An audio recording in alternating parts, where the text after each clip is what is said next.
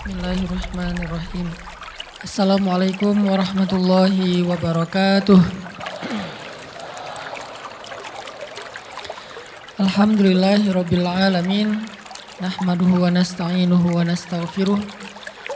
Wa na'udzu billahi min syururi anfusina wa sayyiati a'malina. May yahdihillahu fala mudilla lahu wa may yudlil fala hadiyalah.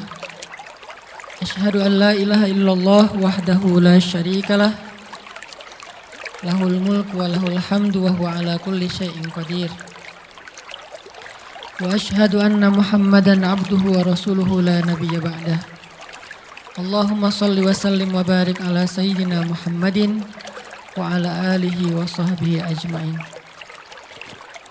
Rabbi syrah li sadri wa yassir li amri wahlul 'uqdatan min lisani yafqahu qawli. Teman-teman sekalian yang dirahmati Allah Subhanahu wa taala, malam ini kita bicara tentang salah satu di antara inti dari iman kepada Allah Subhanahu wa taala. Bisa dibilang hampir semua cabang iman itu intinya adalah sabar. Kita bicara amal soleh apapun dalam Islam, intinya juga sabar. Kita bicara tentang realitas hidup, intinya juga sabar. Dan bahkan kalau kita bicara tentang apa jalan untuk masuk ke surga, banyak. Bisa dengan ibadah, bisa dengan akhlak, bisa dengan ritual, bisa dengan moral, bisa dengan banyak cara untuk masuk ke surga, tapi semua cara itu intinya sama, sabar. Makanya ketika para ulama membahas bab sabar, maka mereka mengatakan bab sabar ini seperti saudara kembarnya bab iman, bab ikhlas. Ikhlas, sabar. Ini dua saudara kembar. Sehingga kalau kita bicara tentang Islam, kita pasti bicara tentang dua hal ini. Pertama ikhlas, kemudian sabar. Ikhlas dan sabar ini nanti menjadi modal kita untuk istiqomah sampai akhir hayat kita. Maka pada malam ini kita akan ngomongin tentang masalah sabar. Walaupun ini bukan tema baru, bukan materi yang saya pikir baru pertama kita dengar. Tapi saya yakin semua kita tetap harus belajar tentang sabar.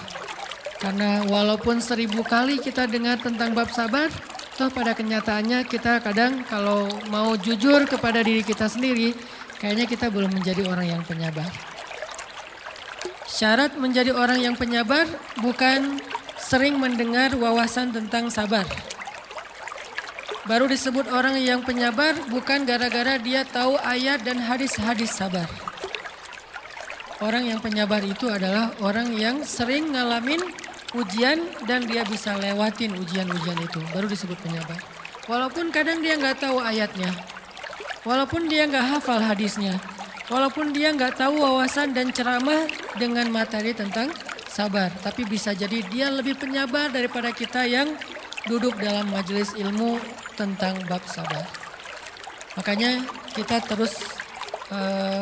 butuh terus untuk belajar sabar, di-refresh lagi dengan kajian-kajian kayak gini.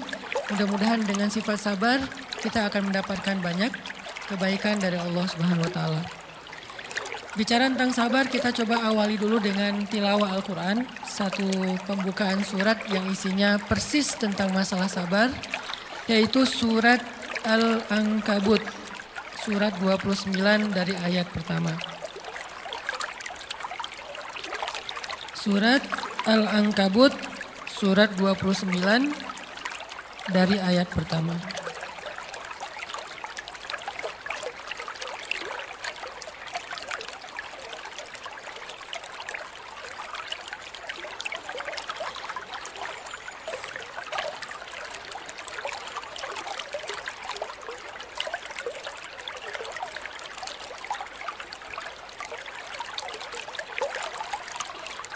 A'udzu billahi minasy syaithanir rajim. Silakan.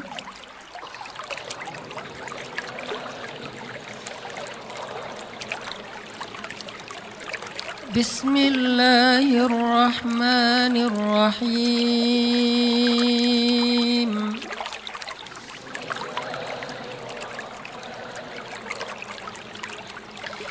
ألف لام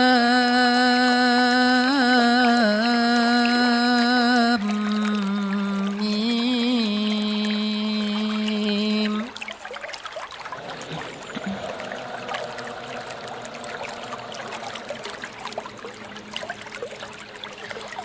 أحسب الناس أن يتركوا أن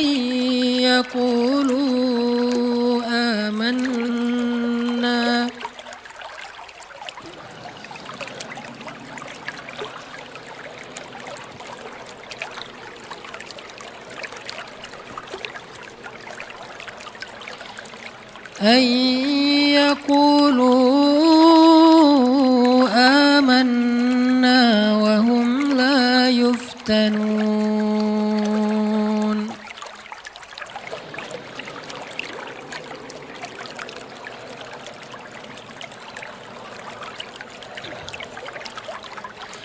ولقد فتنا الذين من قبلهم فليعلمن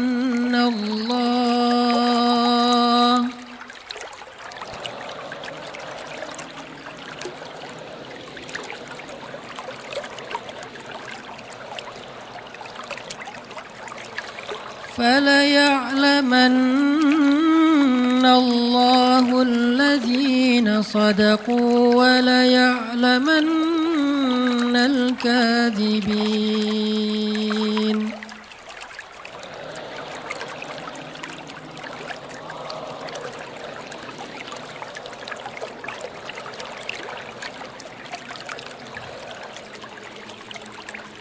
Alif Lam Mim. Apakah manusia mengira akan dibiarkan saja mengatakan kami telah beriman, sedangkan mereka tidak diuji? Dan sungguh kami benar-benar pernah menguji orang-orang sebelum mereka, sehingga Allah Subhanahu wa Ta'ala memperlihatkan siapa orang-orang yang benar keimanannya, dan Allah memperlihatkan juga siapa orang-orang yang pendusta. Terus kita loncat ke ayat 10 surat yang sama. Bismillahirrahmanirrahim.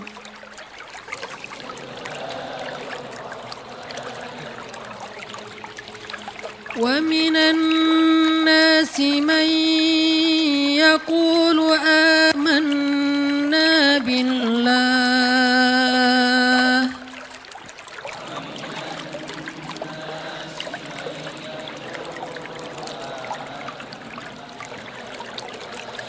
فإذا أوذي في الله جعل فتنة الناس كعذاب الله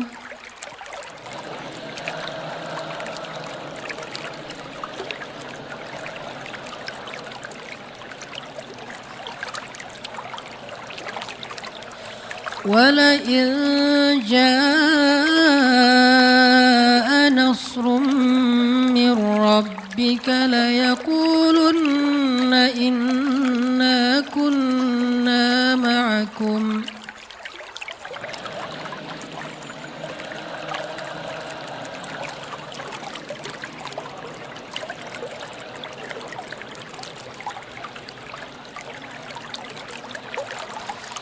أوليس الله بأعلم بما في صدور العالمين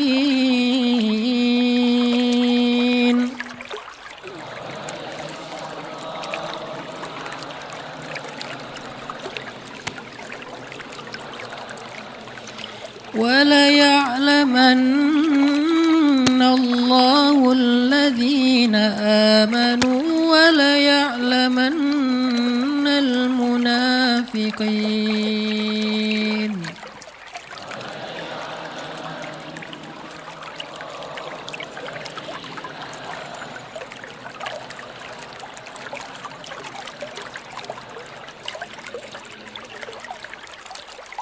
Dan di antara manusia ada orang yang berkata, kami beriman kepada Allah. Namun apabila ia diuji di sisi Allah, ia menganggap ujian manusia itu sebagai azab dari Allah. Dan sungguh jika datang pertolongan dari Tuhanmu, mereka pasti akan berkata, sesungguhnya kami ikut bersama kalian. Bukankah Allah lebih mengetahui apa yang ada di dalam dada setiap manusia? Dan sesungguhnya Allah benar-benar mengetahui orang-orang yang beriman dan sesungguhnya Dia mengetahui orang-orang yang munafik. Suratullahul Azim. Teman-teman yang dirahmati Allah Subhanahu wa taala, di ayat kedua surat Al-Ankabut Allah menyampaikan sebuah sindiran. Allah nyindir dengan bahasa, emangnya manusia pikir Allah akan biarin aja mereka mengatakan kami telah beriman, sementara mereka tidak diuji. Ini Allah lagi menyindir orang-orang yang selama ini berputus asa setelah beriman. Berputus asa setelah berhijrah. Berputus asa dan mengeluh setelah bertaubat. Allah lagi nyindir mereka. Seolah-olah Allah bilang, kenapa setelah kalian beriman malah kalian masih berkeluh kesah? Kenapa kalian setelah bertaubat malah menjadi ragu kepada Allah? Kenapa kalian setelah berhijrah malah jadi labil? Bukankah harusnya setelah kalian menyatakan kami taubat, kami hijrah, kami beriman, harusnya iman kalian makin mantap? Dan bukti bahwa iman kalian mantap apa? Bahwa ketika kalian diuji, kalian sama sekali tidak goyah. Jadi Allah Subhanahu wa taala seolah-olah mengatakan bahwa ujian adalah tabiat iman. Bahwa ujian adalah tabiat iman. Bisa diuji dengan ujian yang kita tidak suka, bisa juga diuji sebaliknya dengan ujian yang kita suka.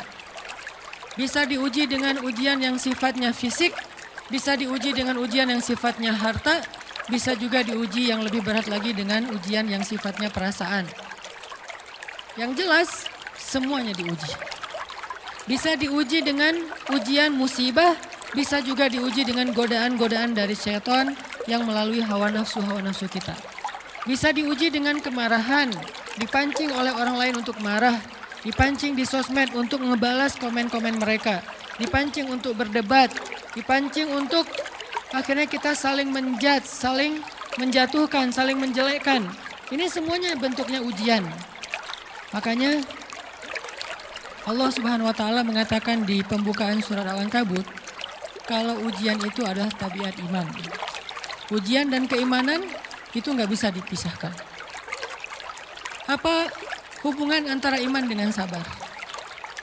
Sehingga Allah Subhanahu wa taala menilai keimanan seseorang itu dengan cara mengujinya. Apa hubungan antara iman dengan sabar? Ternyata ciri yang paling jelas orang yang imannya baik adalah sabarnya. Makin baik imannya, harusnya makin kuat kesabarannya. Jadi orang yang paling beriman itu tidak dilihat dari wawasan agamanya. Itu lebih kepada orang yang berwawasan luas, yang ilmunya banyak. Tapi belum tentu orang yang wawasannya luas adalah orang yang paling baik imannya. Belum tentu.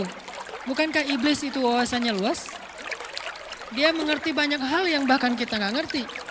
Iblis ngerti tentang dunia di langit. Iblis mengerti tentang alam yang ada di surga. Alam yang ada di akhirat. Iblis tahu, bahkan udah masuk surga. Jadi ilmu iblis lebih banyak daripada kita sekarang. Tapi kenapa iblis malah tidak sebanding antara ilmunya, wawasannya dengan ketakwaan dan kesolehannya? Karena iblis tidak sabar dengan sebuah ujian. Ujian iblis apa?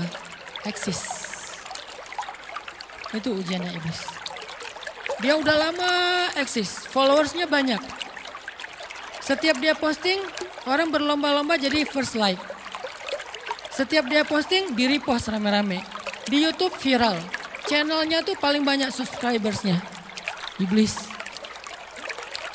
Coba cari nanti di YouTube iblis. Ada nggak channel? Itu udah viral banget loh. Eksis banget. Tiba-tiba datang pendatang baru. Muncul pendatang baru. Pendatang baru ini tiba-tiba melejit. Followersnya langsung nambah, kejar-kejaran akhirnya disalib. Pas lagi kayak gitu dia nggak kuat dengan ujian nama besar, ujian eksistensi, ujian popularitas, ujian siapa yang lebih dihargai, ujian-ujian kayak gitu. Sama kayak kita kadang-kadang ngerasa udah banyak jasa dalam sebuah organisasi, udah banyak jasa dalam sebuah komunitas, udah banyak jasa dalam sebuah lingkungan, masjid, sekolah, organisasi, teman-teman. Kita yang paling sering berkorban. Tapi ternyata yang eksis, yang masuk media, yang masuk TV justru orang lain. Itu kan ujian ya.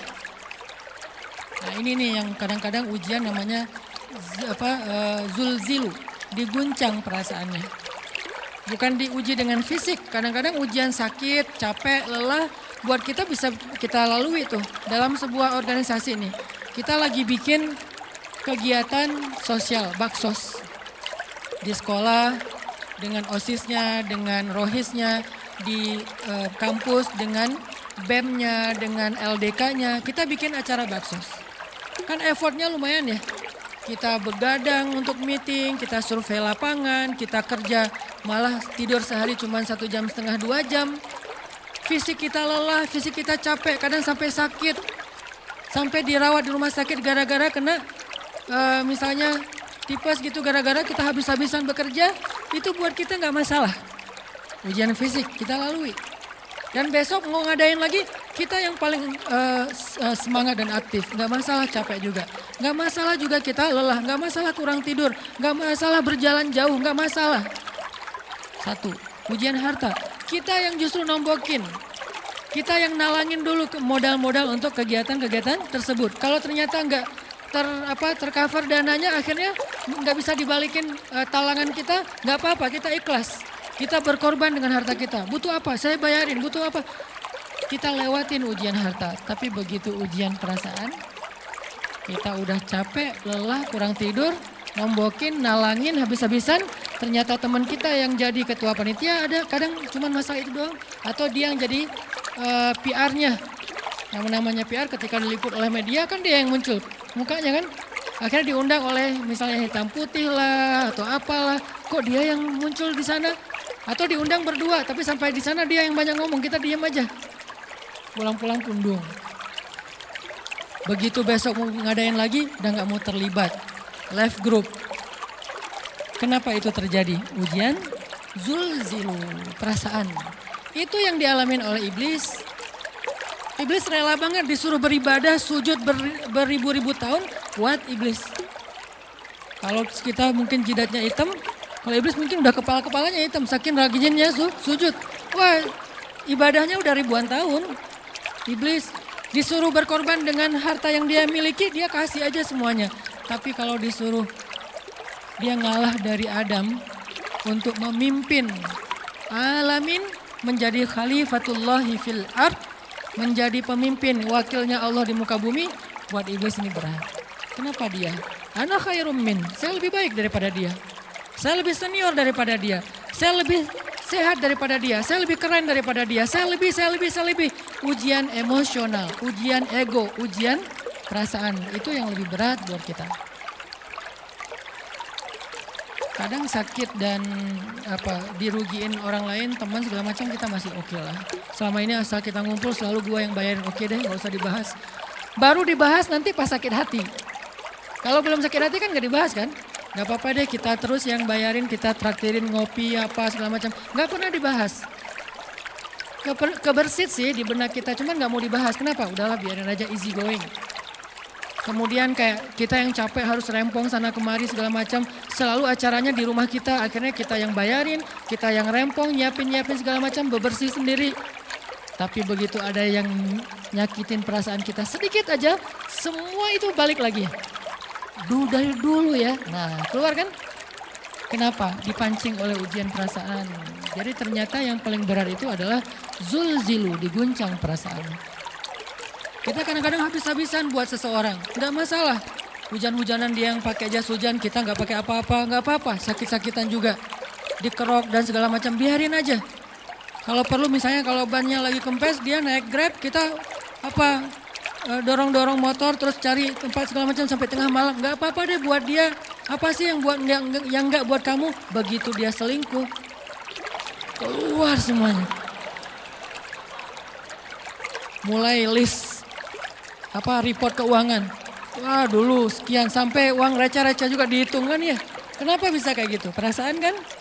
Nah ini nih yang kita coba belajar. Mungkin malam ini kita lebih banyak membahas tentang sabar terhadap ujian perasaan. Karena banyak macam-macam ujian.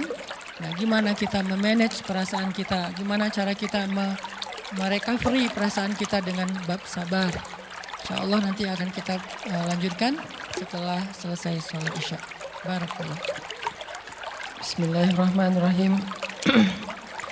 Teman-teman yang dirahmati Allah Subhanahu wa taala, kita lanjutkan tentang masalah sabar.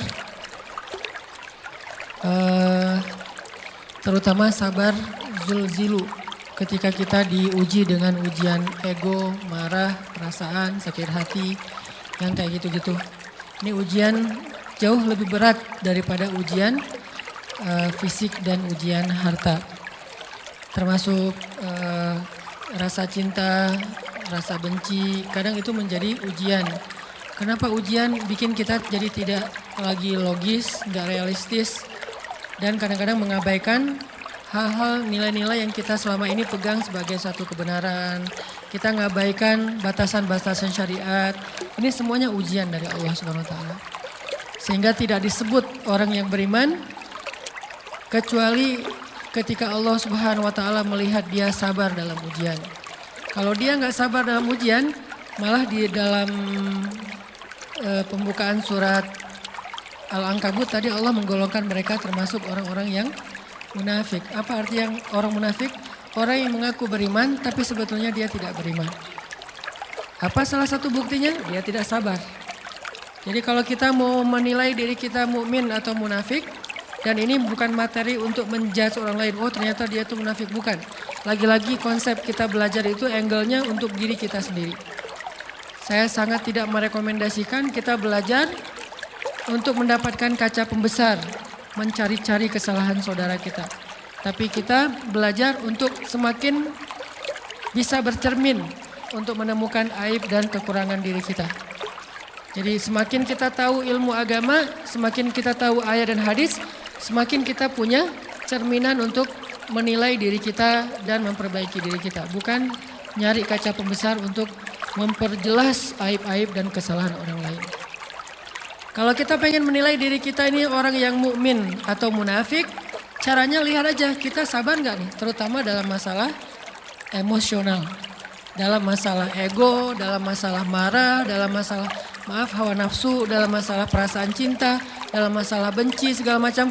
Masih bisa nggak kita adil bahkan kepada orang yang kita benci?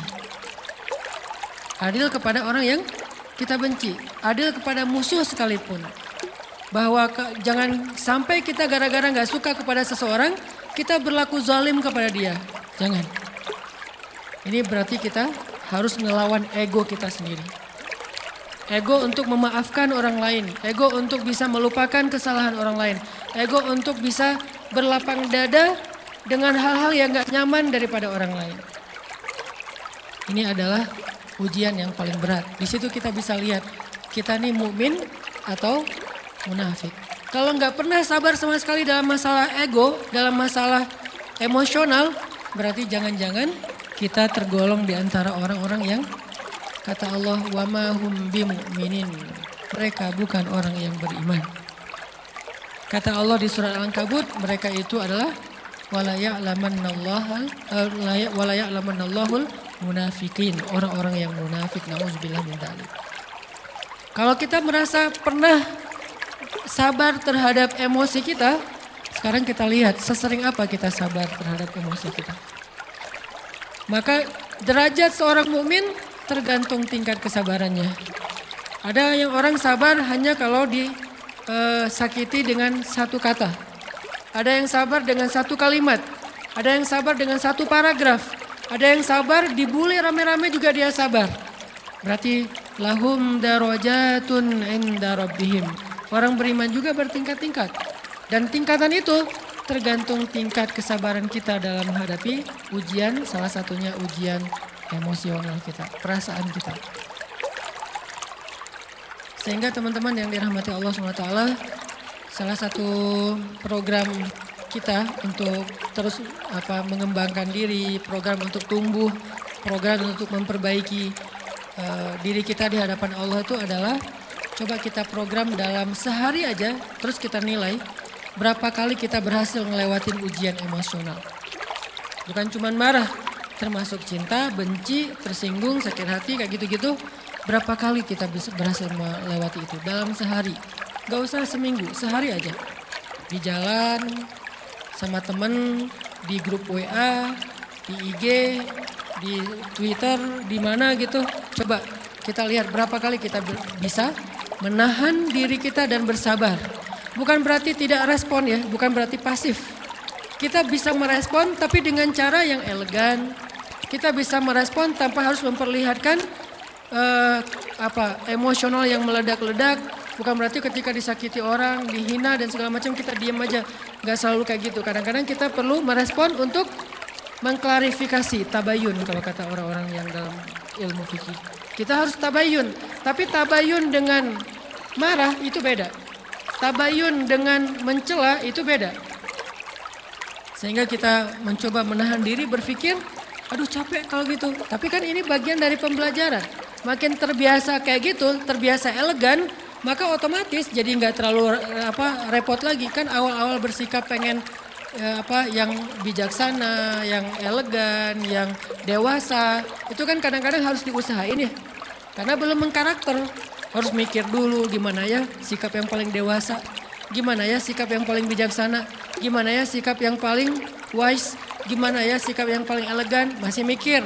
Tapi setelah berkali-kali kita latihan, lama-lama itu menjadi spontanitas kita. Dan kalau udah bisa kayak gitu, insya Allah kita sudah mulai meniru nih akhlak Nabi Muhammad SAW.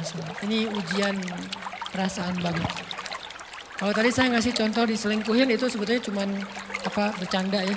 Karena diselingkuhin ini pastinya bukan ujian. Tapi musibah. Pengkhianatan ya, tidak ada tempat. Gimana kita ngelawan perasaan kita kalau lagi kayak gitu? Gimana kita ngelawan perasaan kita kalau lagi diuji? Gimana cara kita bersabar? Karena iman dan sabar itu bisa dibilang satu paket. Nggak disebut orang beriman kalau nggak sabar. Dan insya Allah orang yang sabar itu adalah ciri-ciri orang beriman. Nggak mungkin disebut orang beriman kalau nggak sabar. Kita pikir memang iman itu hanya ucapan. Kalau iman itu cuma ucapan, inna sholati wa nusuki wa mahyaya wa mamati lillahi rabbil alamin, gampang. Kalau iman itu cuma ucapan, hasbiyallah wa ni'mal wakil, gampang. Kalau iman itu cuma ucapan, la haula wa la quwata illa billah, gampang. Kalau iman itu cuma ucapan, iyyaka na'budu wa iyyaka nasta'in, gampang. Tapi Allah mengatakan, wa ma hum bimu'minin. Ahasiban nasu ayyutraku ayyakulu amanna wa hum la yuftanun. Emangnya cukup dengan hanya mengatakan kami telah beriman lalu tidak diuji? Ternyata iman adalah sabar dalam ujian. Jadi nggak mungkin orang disebut beriman sementara dia tidak sabar, sementara dia emosional, sementara dia temperamen, sementara dia orangnya meledak-ledak, sementara dia orangnya mengeluh, sementara dia orangnya berputus asa. Nggak mungkin. Karena ulama mengatakan la tayasu. La tayasu, jangan berputus asa. Fa innal ya's laisa min akhlaqil muslim atau mukmin. Karena sesungguhnya keputusasaan bukan di antara akhlak orang yang beriman. Orang yang beriman itu tidak pernah berputus asa. Serumit apapun masalah kita, kalau kita punya yakin sama Allah bahwa Allah ala kulli syai'in qadir, maka kita pasti akan punya harapan. Kalau kita yakin bahwa Allahu Akbar, sebesar apapun masalah kita, Allah lebih besar daripada masalah kita kan? Bukankah kita mendengar Allahu Akbar, Allahu Akbar. Ada gitu yang lebih besar daripada Allah? Harusnya kita tidak pernah berdoa kepada Allah sambil mengatakan, ya Allah saya punya masalah besar. Itu sama aja dengan kita ngeledekin Allah. Sama aja kayak kita datang ke teman kita bilang gini, saya mau pinjam duit. Enggak akan banyak kok, saya tahu kamu kalau kebanyakan kamu nggak akan sanggup. Kan nggak mungkin kita ngomong gitu kan ya. Saya lagi banyak hutang nih. Saya mau minta tolong sama kamu. Insya Allah saya nggak akan minta seutuhnya. Saya tahu kamu juga kurang duitnya. Saya minta dikit-dikit aja lah. Kan nggak gitu kan cara kita minta tolong. Sama aja kita doa, ya Allah saya punya masalah besar. Ngomong ke Allah punya masalah besar. Kalau kita ngomong ke manusia kayak gitu wajar. Tapi ke Allah, ya Allah saya punya masalah kecil nih. Apa? Ada hutang sedikit, berapa? 100 M. Allah kan ghaniyun, maha kaya. Jadi jangan pernah mengatakan 100 M itu besar di hadapan Allah. Kita ngeremehin Allah banget. Bukankah Allah maha kaya? Jangan pernah mengatakan bahwa musibah kita, ditinggalkan orang yang kita cintai, dibully seluruh dunia, itu besar di hadapan Allah. Bukankah Allah cukup buat kamu, kata kamu? Inna sholati wa nusuki wa mahyaya hasbiyallahu ni'mal wakil. Jadi Allahu Akbar. Sehingga kalau kita berdoa, ya Allah saya punya sedikit masalah. Bukankah Umar pernah mengatakan, ya nafsi, idza dhaqat alaiki dunya, fala taquli ya Rabbi indi hammun kabir, faquli ya hammun indi rabbun kabir. Wahai jiwaku, kalau kamu merasakan kesempitan, kegalauan, bingung, sakit, jangan pernah kamu mengatakan, ya Rabbi saya punya masalah besar. Tapi katakanlah, wahai masalah saya punya Rabb yang maha besar. Iman dan harapan, berharap itu nggak bisa dipisahkan. Iman dan sabar itu nggak bisa dipisahkan. Iman dan berserah diri atau menyerahkan urusannya, tawakul atau kita nyebutnya tawakal, nggak bisa dipisahkan. Bagaimana kita mau menyebut diri kita mukmin sementara kita nggak sabar ketika diuji dengan perasaan? Alhamdulillah kalau kita selama ini masih bersabar dengan ujian fisik. Ujian fisik yang setiap hari kita alamin apa? Lelah, capek, pulang kerja, pulang sekolah, pulang dari kampus, ngaji. Capek kan? Belum lagi macet-macetan, belum mandi pula. Dari tadi pagi, dari semalam kurang tidur, dan segala macam. Lelah, capek, ngantuk. Kadang-kadang sampai drop kesehatan kita. Kita bisa lalui itu, nggak apa-apa, capek-capek juga. Yang penting saya pengen belajar. Jalan nih jauh-jauh, ada yang dari Sumedang, ada yang dari Lembang, ada yang dari Banjaran, dari mana-mana datang pengen ngaji. Jarak jauh nggak apa-apa, macet nggak apa-apa, lelah nggak apa-apa, habis duit nggak masalah. Tapi sampai di sini kesenggol dikit aja teman-teman kita dalam ucapan mungkin, dalam ekspresi kadang-kadang kita senyumin nggak dibalas senyum, atau mungkin hal-hal sepele. Itu bikin seolah-olah amal kita yang udah habis-habisan tadi jadi berkurang sampai habis pahalanya. Ujian perasaan. Kadang-kadang datang ke sini nggak ada rasa tidak nyaman sedikit mungkin dengan teman kita atau dengan orang yang di sebelah kita. Akhirnya kita merasa tersinggung. Akhirnya kayak jadi berlebih-lebihan. Di tangga, di pintu, pas keluar, di tempat wudhu, di mana. Hal sepele sebetulnya, tapi mengganggunya bukan fisik kita. Yang terganggu bukan harta kita, tapi yang terganggu perasaan kita nih. Rasa nyaman kita yang terganggu. Seolah-olah hilang semuanya. Jadi nggak berarti. Ini namanya ujian teman-teman. Mudah-mudahan kita bisa istiqomah dalam masalah perasaan ini. Pertanyaan sederhananya adalah gimana sih cara kita menghadapi itu? Saya juga lagi belajar, ini bukan kata saya ya, tapi saya coba merangkum dari beberapa hadis, dari beberapa ayat. Mudah-mudahan ini jadi semacam tips dari Allah, dari Rasul, cara kita supaya lebih sabar dalam menghadapi ujian, khususnya ujian perasaan. Pertama, saya mengambil dari hadis riwayat yang diriwayatkan dari Abu Hurairah, hadis Hasan.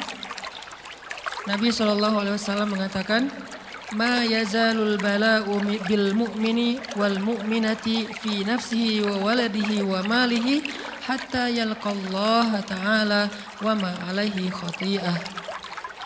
Tidaklah seseorang selesai diuji, baik dia laki-laki, orang yang beriman, atau perempuan yang beriman, baik itu ujiannya terjadi pada dirinya, atau melalui anaknya, atau melalui hartanya.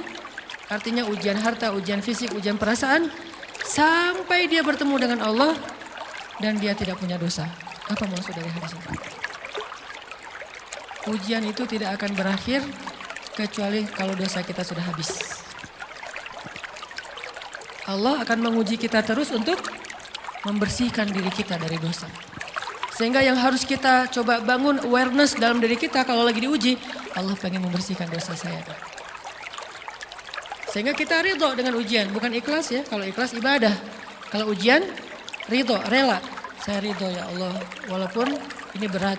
Saya ridho ya Allah walaupun saya berharap Engkau beri jalan keluar. Saya ridho ya Allah walaupun saya berharap ditolong oleh Allah. Tapi tetap ridho diberikan ujian itu sambil berdoa diberikan jalan keluar, ditolong, diberikan keajaiban. Cuman gak mau mengeluh. Dan berdoa meminta jalan keluar bukan mengeluh, itu ibadah. Berdoa itu ibadah dalam Islam. Sehingga Allah suka banget sama hamba yang berdoa. Allah suka dengan hamba yang curhat. Nabi itu kalau lagi curhat, doanya aja bisa berjam-jam cuma doa doang tuh. Kayak hadis Aisyah pas lagi cemburu malam-malam kan. Aisyah lagi tidur, ini jatah malamnya Aisyah. Tiba-tiba dia nyari-nyari raba-raba, Nabi gak ada. Dicari di kamar mandi gak ada. Biasanya Nabi sholat di sebelah Aisyah. Wah curiga nih, jangan-jangan ke rumah si Fulan. Dicari ke rumahnya, ditelepon gak aktif, mungkin lagi dicas, datang ke rumahnya. Ketuk pintu. Hafsah, Nabi di rumah kamu enggak? Enggak Aisyah, beneran. Cari ke rumah Sofia. Sofia, Nabi di sini enggak? Enggak, beneran. Cari ke rumah Maria. Maria di sini enggak Nabi? Enggak. Kemana ya Nabi? Rumah istri-istri yang lain enggak ada. Pas balik ke rumahnya, ngelewat masjid, ngelihat Nabi lagi sujud di Masjid Nabawi, di mihrab. Dan Aisyah mendengar Nabi menangis sambil berdoa. Dan sujudnya itu seperti membaca 1 juz Al-Quran. Dan itu isinya doa nangis. Robbi. Jadi kalau kita katakan gak usah banyak berdoa sama Allah, malu. Justru Allah suka kepada hamba yang berdoa. Justru sebaliknya kalau kita jarang berdoa atau enggan berdoa, buat Allah itu orang sombong. Allah gak suka hamba kayak gitu. Kamu gak butuh saya, sama kayak kita lagi ada masalah, punya teman yang punya kelebihan harta, terus kita kayak bingung gitu nyari kesana kemari pinjaman, dia gak dikasih tahu. Pas dia tahu dari orang lain, dia ngomong apa? Kamu gak nganggap saya ya? Emangnya saya bukan teman kamu? Kok kamu punya masalah keuangan tapi saya gak dikasih tahu, malah saya tahunya dari orang lain, tersinggung kan? Kalau teman kita aja tersinggung, apalagi Allah. Kamu punya masalah kok gak ngomong ke saya, wahai hambaku? Bukan berarti Allah gak tahu, Allah tahu, cuman Allah berhak, bukan ingin ya, berhak untuk dilibatkan. Allah berhak untuk dicurhatin. Allah berhak untuk dijadikan tempat kita untuk habis-habisan menangis dan melampiaskan masalah kita kepada Allah dalam bentuk curhat-curhat dan doa. Sehingga kalau kita berdoa, ya Rabbi, Allah langsung inni qarib, mendekat Allah kepada kita. Jadi teman-teman yang dirahmati Allah, kalau kita punya masalah, kita coba bangun awareness, oh Allah pengen membersihkan dosa-dosa saya nih. Terus kita berdoa, ya Allah bantu saya, ya Allah tolonglah saya, istighfar. Saya kadang-kadang ngerasa nih, kalau ada dosa, ada kesalahan, ada kekeliruan yang saya lakukan misalnya gitu. Kalau saya nggak kuat istighfarnya, bentar lagi akan diuji sama Allah. Ujinya macam-macam, alhamdulillahnya ujiannya masih ketahan. Pasti diuji sama Allah. Kalau istighfarnya nggak kuat, taubatnya tuh nggak kuat, langsung diuji sama Allah. Dan saya langsung sadar, oh benar berarti yang tadi ini lagi dihapus sama Allah. Perkencang lagi, perkuat lagi istighfar. Kenapa? Karena kalau istighfar kita kuat, berarti kan dosa kita dihapus dengan istighfar ya. Otomatis ujian kita durasinya berkurang. Makin kuat istighfar, makin berkurang. Kalau istighfarnya udah mantap, udah selesai, Allah cabut tuh ujian kita. Diganti dengan kebaikan. Jadi teman-teman, kita coba sadari, oh kalau Allah menguji saya, memang saya banyak dosa. Sebelum kita mencari kambing hitam, nyalah-nyalahin orang lain, sebelum kita marah kepada orang lain, kadang wajar kita marah kepada orang lain gara-gara ucapannya, komennya, teks dari dia, wajar. Tapi sebelum itu, marah dulu kepada diri kita atas dosa dan kesalahan kita yang baru saja kita lakukan. Atau yang dulu kita lakuin dan belum benar-benar kita tinggalkan. Kalau kita ngerasa banyak dosa di masa lalu sebelum kita taubat, hijrah, berarti mungkin itulah alasan kenapa sekarang kita diuji setelah hijrah. Kenapa agak-agak harus jungkir balik setelah kita hijrah. Kenapa harus sedikit berdarah-darah setelah kita hijrah. Anggap aja itu untuk mengkifarat, membersihkan dosa-dosa kita yang telah lalu. Supaya apa? Supaya kalau kita pulang kepada Allah, kita pulang dalam keadaan bersih. Dan itu pasti akan menjadi orang yang paling beruntung. Daripada nanti diberesin di akhirat, mending diberesin di dunia kan. Soalnya kalau diberesin di akhirat itu lebih berat. Akhirat itu perlakuannya beda dengan di dunia. Di dunia kalau kita salah akan dibalas oleh Allah. Kalau kita belum taubat, dibalas oleh Allah sama. Tapi di akhirat ukurannya beda. Sehingga heran ya, kalau ada orang yang merasa beruntung lolos dari hukuman dunia, dia pikir dia udah lolos dari hukuman Allah. Mending dia beresin deh di dunia daripada nanti di akhir berlarut-larut. Itu bahaya banget. Kalau buat saya pribadi dan saya yakin teman-teman juga kayak gitu, nggak mau ada masalah di akhirat, mending masalah di dunia aja. Tapi masalah di dunia juga kita nggak mau berlarut-larut, pengen cepat dimudahin sama Allah. Caranya istighfar. Tidaklah Allah memberikan kepada kita ujian kecuali salah satu alasannya pengen menghapuskan dosa. Idza kathurat dzunubul 'abdi walam yakun lahu min amalin liyukaffiraha fabtalahu Allahu bil hazan liyukaffiraha. Kalau seorang hamba banyak dosa dan dia nggak cukup amal untuk mengkifarat dosa-dosanya, Allah akan menguji dia dengan rasa sedih, dengan rasa kecewa, dengan rasa berat, sakit hati untuk mengkifarat dosa-dosanya. Itu yang kita bangun, sehingga kalau ada masalah sama orang lain, kita memperbaiki diri dulu. Bukan sibuk dengan kesalahan dia terus menerus yang gak mau kita maafin. Misalnya ada teman kita nih, jadi clash sama kita. Hal pertama yang kita bangun, astagfirullahaladzim saya banyak dosa nih. Tapi kan yang salah dia, ya tapi mungkin dia gak akan mengatakan kalimat itu, gak akan bersikap kayak gitu kalau kita gak punya dosa. Allah sengaja mengutus dia untuk menguji kita lewat kata-katanya, lewat perilakunya, karena kita punya dosa. Jadi penyebab pertama diuji itu bukan teman kita yang salah, itu penyebab kedua. Memang dia salah dan itu harus kita akui, realistis lah. Dia salah, dia nggak pas, dia nggak bijak, dia apa. Oke, tapi yang mentakdirkan dia salah kepada kita, Allah Subhanahu Wa Taala. Kenapa Allah takdirkan gitu? Karena kita masih punya banyak dosa. Allah kirim kita ujian, bisa manusia, bisa alam, bisa dalam diri kita sendiri. Itu semuanya adalah cara Allah untuk menguji kita dan membersihkan dosa-dosa kita. Ini yang kita bangun pertama. Yang kedua, kata Nabi di dalam hadis Bukhari, "May yuridillahu bihi khairan." Yang terkenal kan yufaqihu fiddin, itu yang terkenal. Ternyata ada dua modelnya. Ada may yuridillahu bihi khairan yufaqihu fiddin. Siapa yang Allah pengen kasih dia kebaikan kebaikan, Allah akan buat dia mengerti halal dan haram. Itu berarti Allah sayang sama dia. Ini satu model hadis. Ada model yang kedua, mirip redaksinya. May yuridillahu bihi khairan yusib min. Hadis Bukhari. Siapa yang Allah pengen ngasih dia kebaikan, Allah uji. Hah? Kok gitu caranya? Ternyata kayak gitu rahasianya. May yuridillahu bihi khairan, may yuridillahu bihi khairan. Siapa yang Allah pengen ngasih dia kebaikan, Allah kasih dia musibah atau ujian. Kenapa bisa seperti itu, Ustaz? Fa inna ma'al usri yusra, inna ma'al usri yusra. Seolah-olah Allah bilang di dalam ayat itu, kalau kalian mau dapat kemudahan, biasanya lewatnya kesusahan dulu. Kalau kalian pengen dapat keberuntungan, biasanya dapatnya kerugian dulu. Tapi keberuntungan dan kerugiannya pasti nggak sebanding. Keberuntungannya jauh lebih besar daripada kerugiannya. Kerugian itu kayak modal doang, DP. Jadi kalau kita mau dapat kejutan dari Allah, Allah kasih kita DP. DP-nya apa? Ujian. DP-nya musibah. DP-nya rasa nggak nyaman. Itu DP. DP terhadap apa? DP dari Allah terhadap hadiah-hadiah besar yang Allah pengen ngasih ke kita setelahnya.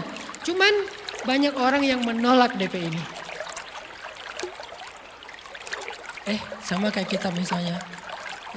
Kalau kita mau ngasih dia hadiah, kita kasih dia kayak kejutan dulu. Dia lagi ulang tahun nih, disiram air dulu. Setelah itu dikasih hadiah-hadiah yang mahal. Rela gak disiram air demi hadiah? Rela, udah siramin lagi aja. Kalau setelahnya ada hadiah. Yang kita gak rela, kalau setelah disiram, disuruh bersih-bersih sendiri dan gak dikasih apa-apa, kan gak rela tuh. Berarti ini bab iman. Yakin gak kalau Allah tetap ngasih hadiah? Kan sabar dan iman itu ternyata tahu aman, kembar. Kalau kita yakin Allah ngasih hadiah setelah ngasih kita DP ujian, ya kita akan sabar. Gak apa-apa deh, bentar lagi mau dikasih hadiah, digini-giniin juga gak masalah. Dibully, diapain sama Allah, biarin aja. Ya Allah saya sabar, kan bentar lagi mau dikasih hadiah nih. Ini masalah yakin. Tapi kalau kita gak yakin, apa sih maunya Allah gitu kan. Begitu kalimat ini keluar, maka yang muncul setelahnya adalah mengeluh, berputus asa, dan gak akan sabar menghadapi ujian. Ujian, kata Nabi, may yuridillahu bihi khairan, siapa yang Allah pengen kasih hadiah, siapa yang Allah pengen kasih kejutan, siapa yang Allah pengen kasih pertolongan, siapa yang Allah pengen kasih kebaikan, yusib min, Allah akan uji dia dulu. Ini sunnatullah, sehingga kalau kita lagi diuji, yang kita lihat jangan ujiannya, apa setelah itu. Gimana ngelihatnya Ustaz gak kelihatan? Dengan mata hati. Istafti qalbak, tanya kepada hatimu, kelihatan gak? Dengan mata hati. Gimana ngelihat dengan mata hati? Dengan iman, saya percaya Allah pasti ngasih kebaikan setelah ini. Orang Allah sendiri yang ngomong, gak ada satu huruf pun di Al-Quran yang salah. Apalagi satu ayat, apalagi dua ayat. Fa inna ma'al usri yusra, ditegesin lagi. Inna ma'al usri yusra. Tapi usr dulu, baru yusr. Dikasih kesusahan sedikit, dikasih kemudahan yang banyak. Dikasih kesusahan sedikit, dikasih kemudahan yang banyak. Ini yang kita coba bangun tajdidul iman. Bangun memperbarui yakin. Sehingga ketika kita diuji, sedih, wajar. Mengaduh sedikit bukan mengeluh ya. Kalau mengeluh kan nyalahin Allah. Kalau ngaduh, yang namanya orang dicubit kan, itu ngaduh. Tapi kalau, apa sih maunya Allah? Nah itu ngeluh. Antara mengadu dengan mengeluh berbeda. Mengadu itu manusiawi. Sedih itu manusiawi. Air mata bahkan bukan hanya manusiawi, itu rahmat dari Allah. Orang yang gak bisa menangis itu yang bahaya. Kalau kita masih bisa menangis, berarti kita masih peka hatinya. Bukankah anak kecil paling sering menangis? Berarti hatinya peka. Siapa lagi selain anak kecil yang paling sering menangis? Cewek. Cowok itu emang gak punya perasaan, makanya jarang nangis. Cewek dikit-dikit nangis, jangan bilang, cemen banget sih nangis apa, cengeng apa. Enggak, karena dia perasaannya lebih peka dari kita. Itulah kenapa Allah menitipkan bayi kepada perempuan. Kalau dititipin ke laki-laki hancur. Di balik kepekaan perempuan, di balik sensitifnya perempuan, di balik perasaannya yang luar biasa, di situ Allah Subhanahu wa taala menitipkan amanah, dia yang paling baik dalam merawat bayinya. Perempuan secara umum mungkin lebih banyak bicara daripada laki-laki ya. Walaupun ada orang yang perempuan pendiam banget, ada yang nggak ngomong sama sekali, misalnya diem-diem aja, ada. Tapi secara umum perempuan lebih banyak berucap daripada laki-laki. Emangnya ini kekurangan? Bukan. Ini kelebihan. Kalau dia berikan itu dalam hal yang tepat. Apa yang tepat? Mendidik anak. Justru karena perempuan banyak ngomong, lebih baik dalam mendidik anak daripada laki-laki. Laki-laki itu kurang mendidik, kurang mengedukasi kepada anak dengan usia tertentu karena dia jarang memahamkan. Salah hanya marah, salah hanya ditegur. Kalau ibunya jelasin gini sebelum tidur ibunya yang ceritain banyak cerita. Saya sendiri ngalamin sering mana seorang ayah sama ibu interaksi sama anak dalam bentuk verbal. Sering ibu. Jadi menangis itu rahmat dari Allah. Gak apa-apa, nangis aja. Dan itu tidak disebut mengeluh. Kamu kok nangis sih? Kan orang Islam harus sabar. Emangnya nangis dengan sabar itu bertolak belakang? Sabar tetap sabar. Ya nangis jalan aja terus nangis. Nangis apa pakai nangisnya nggak cuma nangis doang. Emotikonnya juga nangis berderai-derai gitu. Sampai air matanya menggenang gitu kan ya. Boleh lah. Ditambah lagi dengan visual menangisnya. Posting bahwa dia lagi tertusuk duri. Dengan postingan kaktus atau apalah. Dia pengen share ke semua orang bahwa saya sedang sedih. Sehingga nanti ketika ada orang yang menghibur dia dengan sedikit kata-kata yang sabar ya segala macam. Wah makin berderai-derai. Itu belum jadi. Kecuali dia keluarkan kata-kata mengeluh. Baru dia disebut orang yang banyak mengeluh. Berputus asa. Kalau mengadu wajar. Walaupun ada nabi udah diuji berat gak mau mengadu. Apalagi ngeluh. Zakaria. Digergaji mengadu aja enggak. Kenapa? Karena kata malaikat kalau kamu mengadu sedikit aja. Maka Allah Subhanahu wa taala akan menghancurkan kaum ini. Dia kasihan kepada kaumnya enggak mau mengadu. Satu-satunya orang yang kita tidak boleh mengadu hanya orang tua. Atau itu mengeluh kalau untuk orang tua. Kalau yang lain nggak disebut mengeluh. Kalau ke teman, males lah, nggak apa-apa. Jangan sering-sering tapi. Apaan sih? Ke teman boleh. Tapi ke orang tua, saja, itu bukan lagi mengadu, itu sudah mengeluh. Khusus untuk orang tua. Kalau di antara manusia. Kalau kepada Allah dan Rasul, pastinya lebih dari itu. Ketika kita diam saja, tidak langsung beranjak, sami'na wa ata'na labbaik ya rabbi wa sa'daik, nggak memenuhi panggilan Allah, itu sudah disebut bagian dari kufur ingkar. Tapi minimal kita mungkin masih mengadu, kita masih menangis, kita masih lelah, kita masih merasa lemah. Setidaknya kita tidak mengeluh. Kenapa? Kita percaya Allah kalau mau ngasih hadiah kepada hambanya, DP-nya itu ujian. Dan yakinlah hadiahnya minimal 10 kali lipat lebih baik daripada ujian itu. Minimal, karena nggak ada amal soleh yang dibalas di bawah 10 kali lipat tuh nggak ada.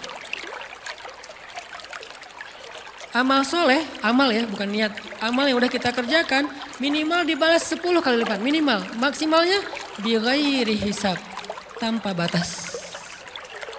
Bighairi hisab, tanpa batas. Ada yang 700 kali lipat kayak sedekah. Tapi tetap aja ayat sedekah di akhirnya ujung-ujungnya apa? Bighairi hisab juga kan?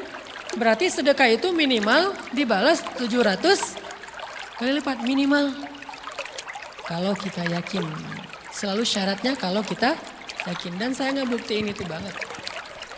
Saya pernah ngalamin lagi jalan-jalan di sebuah kota yang ada becak kayunya, becak sepeda gitu ya. Jalan terus saya bilang, Pak berapa ongkosnya? 20.000. Udah naik aja 20.000.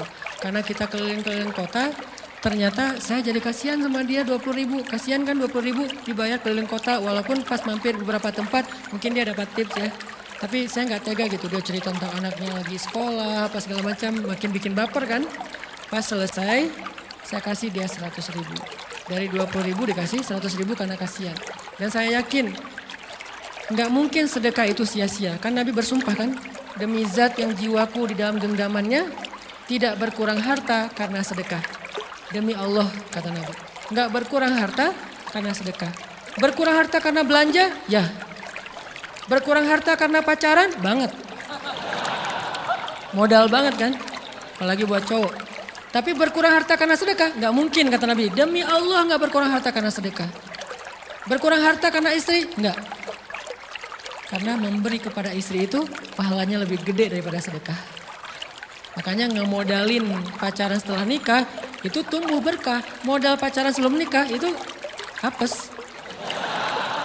Jadi kalau pengen modal nih, ngemodalin cewek, traktir, ngapa-ngapain, bayarin, jangan sebelum nikah. Sebelum nikah jadi orang pelit aja, nggak apa-apa.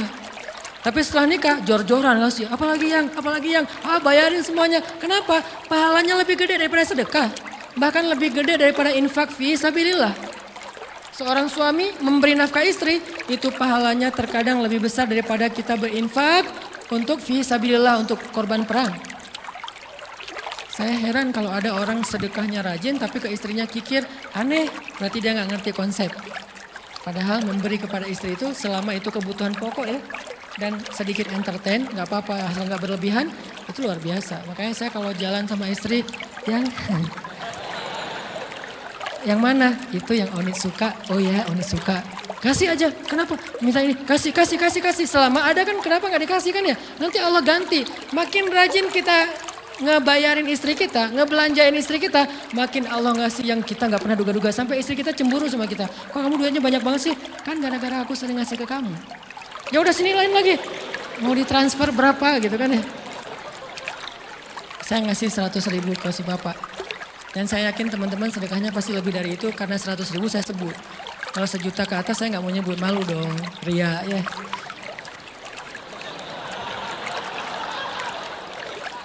Sebenarnya nggak pernah sih. 100.000 deh, karena kan kecil, saya kasih 100.000. Ternyata begitu saya kasih 100.000, dia doa. Nah ini nih, pentingnya sedekah ke orang yang membutuhkan tapi nggak minta-minta. Dia tulus, dia langsung doa, ya Allah Pak mudah-mudahan rezekinya lancar, berkah, bertambah dan segala macam, bahagia keluarganya. Doa-doa ini semuanya dikabulkan dalam hitungan hari. Pertama, bertambah bahagia rumah tangganya, dapat kecukupan dari istri. Dia nganggap suami saya cowok banget sih. Mulai satu nih.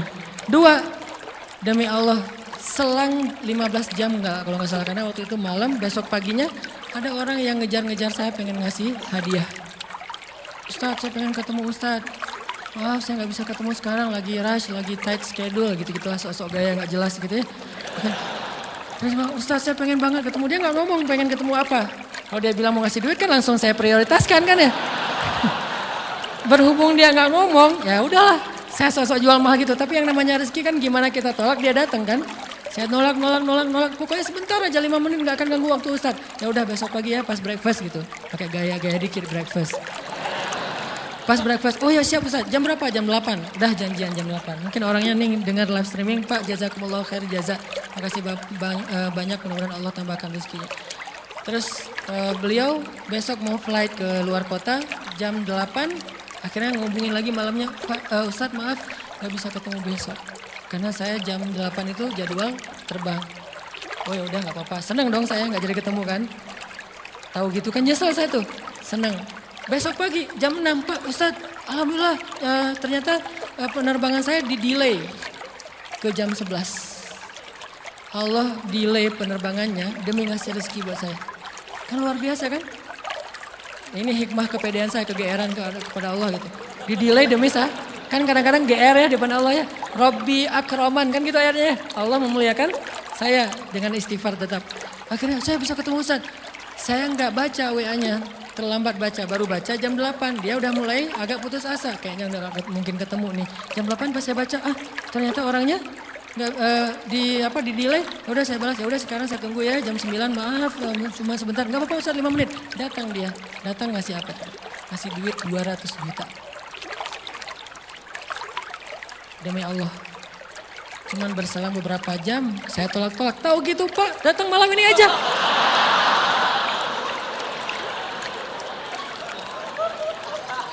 Harusnya malam itu juga saya cari orangnya. Kalau perlu saya yang nyamperin Bapak. Sherlock, saya kejar. Manusia gitu banget ya. Tapi Masya Allah di situ saya jadi tahu, oh doa orang itu lebih akurat, lebih mantap, lebih diijabah daripada doa saya. Mungkin bukan karena sedekah, tapi karena doa setelah sedekah. Ya Allah dan segala macam dimudahkan sama Allah. Itu luar biasa loh. Saya nggak percaya, saya pikir main-main. Orang ini iseng kayaknya pengen ketemu doang, pengen selfie. Ternyata pas saya cek, ditransfer, di capture, Ustaz udah ditransfer. Saya, jangan-jangan nih jebakan Batman gitu ya. Nyari-nyari sana segala macam. Alhamdulillah ternyata emang niat baiknya pengen, alhamdulillah saya terkesan, saya dapat hidayah lewat Ustaz segala macam. Sekarang saya pengen membalas jasa Ustaz walaupun kecil 200 juta. Untung saya nggak kaget dan kemudian pingsan. Pak 200 juta, stroke kan ya bahaya, lebih mahal dari 200 juta. Ini keajaiban ya teman-teman. Jadi kita tuh, saya kan sering bilang keajaiban itu terjadi tergantung tingkat iman. Bukan saya udah soleh banget enggak. Saya belajar terus untuk yakin deh sama Allah. Modal kita tuh kan gini sebetulnya kan. Duit kita tuh banyak loh teman-teman. Cuman gak disimpan di bank, gak disimpan di saku. Disimpannya di sisi Allah. Bedanya apa sih? Kenapa kita kalau disimpan di bank tenang? Saya lagi punya duit banyak ya 100 juta. Di mana? Di bank. Aman. Kenapa kalau disimpan di saku aman, tenang? Kenapa kalau disimpan Allah nggak tenang? Kenapa kalau disimpan di Allah kita bilang nggak punya duit? Ini kan nggak fair sama Allah. Nggak punya duit nih. Siapa bilang nggak punya duit? Kan ada Allah. Tinggal minta sama Allah. Tapi nggak ada wujudnya. Tapi kan ada janjinya. Bukankah janji Allah lebih kuat daripada wujud? Bukankah iman harusnya lebih mantap daripada sesuatu yang konkret yang kita lihat? Ada duitnya di sisi Allah. Kenapa nggak dikasih? Karena kita belum butuh. Kalau kita yakin duit kita itu ada di Allah, tapi dikasihnya pas kita butuh. Begitu butuh ya Allah langsung dikasih sama Allah. Itu banget benar-benar terjadi dalam kehidupan kita. Pasti kayak gitu. Tingkat tergantung kita yakin apa enggak. Nih, kalau Allah bilang, "May yuridillahu bihi khairan", Allah kalau pengen ngasih hadiah kepada seorang hamba, Allah kalau pengen ngasih kejutan kepada seorang hamba, yusib. Allah kasih dia ujian sedikit aja. وَلَنَبْلُوَنَّكُمْ بِشَيْءٍ sedikit بِشَيْءٍ مِنَ الْخَوْفِ وَالْجُوعِ وَنَقْصٍ مِنَ الْأَمْوَالِ وَالْأَنْفُسِ وَالثَّمَرَاتِ. wa basyiris sabirin. Kami uji sedikit aja dengan rasa lapar, dengan rasa takut, dengan sedikit kekurangan ini dan itu, sedikit. Tapi wabasyiris sabirin, sampaikan kejutan kepada orang yang bersabar. Sampaikan kejutan kepada orang bersabar. Jadi bisa dibilang kejutan-kejutan hidup kita itu munculnya dengan iman dan sabar. Dengan iman dan sabar. Iman artinya yakin, husnuzon sama Allah. Ana inda dhanni abdi bi. Aku tergantung prasangka hambaku kepadaku. Sabar, wasta'inu bis sabri was shalah. Minta pertolongan Allah, caranya dengan sabar, kemudian dengan sholat. Pasti Allah tolong. Ustaz, saya udah sabar. Sabar lagi. Isbiru wasabiru. Kalau udah sabar, bersabar lagi. Sampai kapan Ustaz? Sampai Allah Subhanahu wa taala benar-benar mengakui kesabaran kita. Setelah itu Allah pasti kasih. Terus apa yang harus saya lakukan Ustaz? Buktikan di hadapan Allah kita itu hamba yang penyabar. Jangan bilang ya Allah saya kan sabar. Jangan, tunjukin aja. Ya Allah kurang apa lagi dari saya? Tunjukin aja. Nanti Allah sendiri yang akan memberi kita gelar sabirin. Sehingga Allah bilang wabasyiris sabirin. Sampaikan berita gembira kepada hambaku yang sabar. Dan kalau Allah udah ngasih berita gembira itu beruntun loh. Kita sabar kayak Allah tahan dulu nih ya. Kejutan. Allah tahan dulu hadiahnya buat kita tuh ditahan, tahan. Makin lama makin sulit pastinya, makin lama makin berat, makin lama makin berat. Begitu dibuka kerannya itu nggak ada selesai-selesai sampai kita kebingungan, loh, kok datang terus-terusan. Kayak gitu cara Allah memperlakukan hamba. Nabi Ayub, sakit pertama, sakit fisik. Sakit kedua, sakit hati. 2 penyakit Nabi Ayub. Fisik pertama, beliau lumpuh, beliau sakit. Sakit hatinya apa? Ditinggalkan oleh orang-orang terdekatnya. Anaknya meninggal. Sedih kan? Kemudian pembantu-pembantunya pada resign. Makin kecewa. Dasar kalian. Kemudian teman-temannya pada menjauh. Grupnya nge-live dia. Bukan dia live grup. Grupnya yang nge-live dia. Orang unfollow. Tiba-tiba followersnya tinggal 1 doang. Yang tadi ada ribuan, sekarang tinggal 1. Istri satu-satunya yang masih setia mendampingi beliau. Tinggal 1 followersnya. Kebayang gak tuh? Yang posting udah sepi, udah gak ada yang nge-like. Istri aja yang nge-like. Ini nih Nabi Ayub. Ditambah lagi datang keluarganya ke rumah Nabi Ayub. Gak mau ketemu dalam jarak dekat. Dari luar ngomongnya, Ayub. Kami gini. Kemarin harta kamu tuh kan kamu ada masalah minjam duit karena istri kamu nih. Gimana nih bayarnya? Terus mereka tutup muka, nggak mau tertular. Mereka bilang jangan dekat-dekat dengan Ayub. Yang lebih parah lagi ada yang sampai nuduh gini. Ternyata ya kamu itu selama ini bukan orang soleh. Selama ini kamu tuh pura-pura pencitraan ordai. Ini buktinya nih. Ternyata akhirnya Allah tunjukin juga borok kamu, aib-aib kamu. Ternyata kamu itu selama ini orang munafik. Jadi Nabi Ayub malah dituduh orang jahat, orang yang terkutuk, yang sama ini mencitrakan diri sebagai orang baik gara-gara sakit itu dituduh sendiri. Sedih luar biasa, bertahun-tahun. Ada riwayat mengatakan 17 tahun, ada yang mengatakan lebih atau kurang. 17 tahun ditahan semua kebaikan oleh Allah, kecuali 1, iman. Sehingga Nabi Ayub tetap yakin Allah maha baik. Pokoknya yakin Allah maha baik. Gimana pun diuji, Allah maha baik. Diambil anaknya, Allah maha baik. Diambil kesehatannya, Allah maha baik. Diambil hartanya, Allah maha baik. Jadi orang yang tadinya paling kaya di negerinya, sekarang paling miskin di negerinya. Kebayang gak tuh dibalik 180 derajat. Yang tadinya paling kaya, gak ada yang lebih kaya daripada Ayub. Sekarang yang paling miskin, gak ada yang lebih miskin daripada Ayub. Allah maha baik, Allah maha baik, Allah maha baik. Husnuzan kepada Allah. Dan itu gak sehari 2 hari, 17 tahun husnuzon kepada Allah. Pada puncaknya ketika istri beliau harus menjual rambut, gundul, potong rambut, dijual demi apa? Udah gak tahu lagi mau ngemodalin apa untuk ngasih makan Nabi Ayub. Akhirnya nyari-nyari kerja gak ada yang nerima, jual rambut, pakai jilbab di rumah gak buka-buka jilbab. Ayub curiga, yang kenapa kamu gak buka jilbab di hadapanku? Gak apa-apa, kan lagi musim panas, gak apa-apa. Akhirnya Nabi Ayub minta tolong dibukain ada apa, curiga kan. Pas dibuka udah botak rambut istrinya. Nabi Ayub menangis, kenapa, apa yang terjadi? Istrinya bilang, suamiku gak ada lagi modal buat kita makan. Saya cari-cari kerja sana sini, gak ada yang nerima. Bahkan untuk mandiin hewan aja nggak diterima. Akhirnya saya jual rambut saya, mudah-mudahan bisa untuk kita makan beberapa hari. Istrinya keluar, Nabi Ayub menangis, baru Nabi Ayub berdoa. Itu juga doanya malu-malu dan husnuzon. Malu-malu, husnuzon. Gimana kalimatnya? Rabbi, massaniyaddur. Ya Allah, saya sakit. Itu doang ngomongnya. Bukan, ya Allah udah sekian tahun saya sakit, saya gini, saya gitu. Enggak. Ya Allah, saya sakit. Wa anta arhamur rahimin. Tapi tetap ya Allah buat saya engkau yang paling baik. Coba, masih ngomong gitu. Arhamur rahimin. Enggak apa-apa. Jadi seolah-olah mau ngomong, ya Allah saya sakit. Tenang, saya enggak ngeluh ya Allah. Engkau tetap yang paling baik. Gitu coba Nabi Ayub ke Allah itu. Langsung Allah munculkan mata air di bawah kaki Nabi Ayub. Tiba-tiba beliau jadi basah, mandi, sembuh semua penyakit, rontok dengan semua luka-lukanya. Dan wajah Nabi Ayub semua tubuhnya menjadi muda. Yang usianya tadi udah 80-an tahun, tiba-tiba menjadi di antara 35 tahun. Itu usia ideal. Maaf ya, saya usianya kurang lebih segitulah. Usia penduduk surga antara 30 sampai 40 tahun. Itu usia penduduk surga. Dan usia itu mempertemukan dua kebaikan. Fisiknya sudah sempurna dan akalnya juga kebijaksanaannya sudah sempurna. Kalau di bawah 30 tahun, fisiknya sempurna, akalnya belum sempurna. Kalau di atas 40 tahun, akalnya sempurna, fisiknya sudah berkurang. Antara 30, 40, 45 ya kurang lebih segitulah. Nabi Ayub menjadi muda lagi. Jadi keren.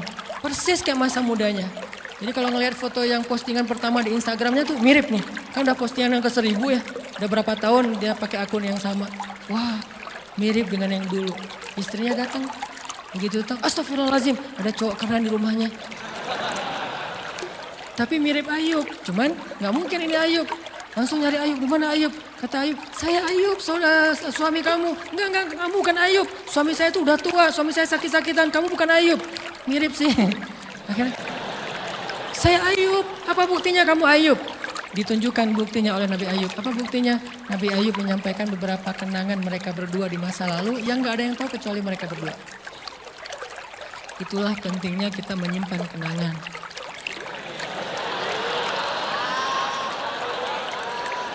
Kalau ada masalah gitu kan, nauzubillah harus operasi wajahnya. Kamu bukan suami saya. Ada buktinya apa? Ada satu hal yang cuma kita berdua yang tahu. Kalau perlu jangan satu hal, banyak hal ya. Cuman kita doang yang tahu. Orang lain nggak tahu. Pas disebut itu benar, tidak ada yang tahu masalah itu kecuali kita berdua. Akhirnya dipeluk Nabi Ayub ngajak istrinya untuk mandi di mata air yang sama. Istrinya mandi langsung muda lagi. Setelah itu Allah SWT beri mereka harta yang sangat banyak. Lihat kalau Allah udah buka, pertama fisiknya disempurnakan lagi. Kemudian Allah turunkan air hujan. Diturunkan hujan bukan air, hujannya dinar dan dirham. Di belakang rumah Nabi Ayub itu ada tempat penampungan gandum gitu kan. Ada 2 tempat penampungan. Turun hujan pertama dinar. Sampai penuh penampungan gandum dengan dinar, koin-koin dinar yang 1 dinar mungkin harganya sampai 3 juta. Turun banyak, kemudian turunnya lagi dirham, penuh. Turun lagi di atas atap-atap beliau sampai rumah Nabi Ayub dipenuhi dengan dinar dan dirham. Ini apa? Nabi Ayub kaget. Setelah itu istrinya hamil. Setiap tahun ngelahirin 13 anak Nabi Ayub yang sudah Allah wafatkan. Lahir setahun satu. Wajahnya, karakternya, namanya semua persis seperti yang sudah Allah ambil. Seolah-olah mereka belum meninggal tapi mereka hanya pergi dan kembali lagi. Dibalikin semuanya. Dan Nabi Ayub lebih kaya berpuluh-puluh kali lipat daripada sebelum beliau sakit. Buah dari kesabaran. Artinya Allah kalau mau ngasih kebaikan yang berlipat ganda, yang luar biasa, yusib, Allah kasih dia ujian sedikit. Itu hadis Bukhari. May yuridillahu bihi khairan yusib min. Allah akan menguji dia. Dan yang terakhir yang kita coba bangun juga, ini saya lebih ke perasaan ya. Kalau amaliyahnya mungkin ustaz-ustaz lain mengajarkan amal riyadhah buat sabar segala macam. Ini lebih ke perasaan. Satu, kita yakin memang kita layak dikasih hukuman kayak gini, emang kita banyak dosa. Jangan terlalu besar kepala, saya nggak layak dihukum, saya nggak layak diperlakukan kayak gini. Kalau manusia ke kita wajar kita ngomong kayak gitu. Saya nggak layak diperlakukan kayak gini sama dia, oke. Tapi oleh Allah layak banget karena emang kita banyak dosa. Makanya kalau kita nggak kuat lama-lama digituin, banyak istighfar. Yang kedua, husnuzon, lebih perasaan nih. Oh Allah pengen ngasih saya kejutan. Sabar, sabar, sabar.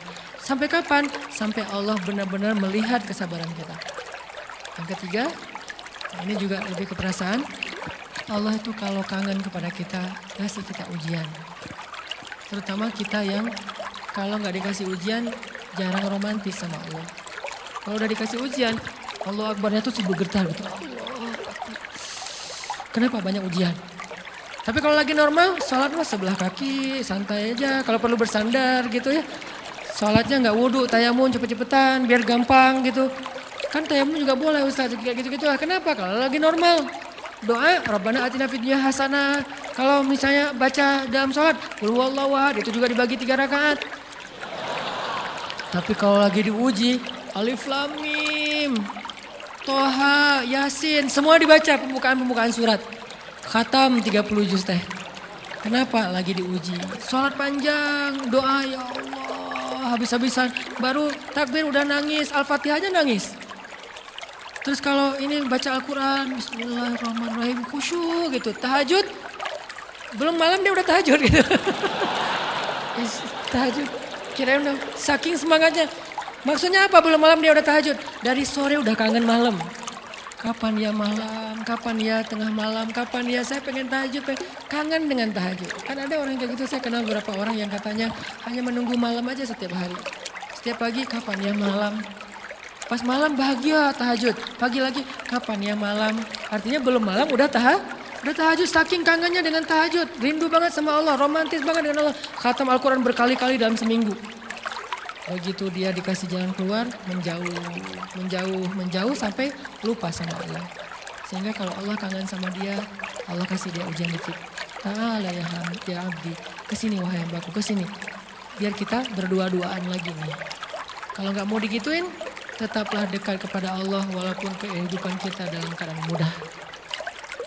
Tetaplah romantis sama Allah, tetaplah gampang tersentuh oleh ayat-ayat Allah walaupun hidup kita dalam keadaan normal. Mudah-mudahan 3 rahasia ini bisa menjadikan kita berhusnuzon dan terbangun awareness kita ketika kita lagi diuji. Terutama ujian-ujian yang spontan muncul dari kata-kata teman kita, dari sikap orang lain. Langsung ingat, oh saya mau ada dosa yang mau Allah hapus. Oh habis ini mau dikasih kejutan. Oh Allah lagi pengen dekat sama saya. 3 hal ini mudah-mudahan terus kita latih. Awareness-nya yang dilatih bukan hadis-hadisnya yang dihafal. Mudah-mudahan ketika diuji spontan kita langsung sadar. Langsung balik on the track. InsyaAllah Allah subhanahu wa ta'ala istiqomahkan kita. Fis sarra wa fit dharra. Dalam keadaan suka maupun dalam keadaan duka.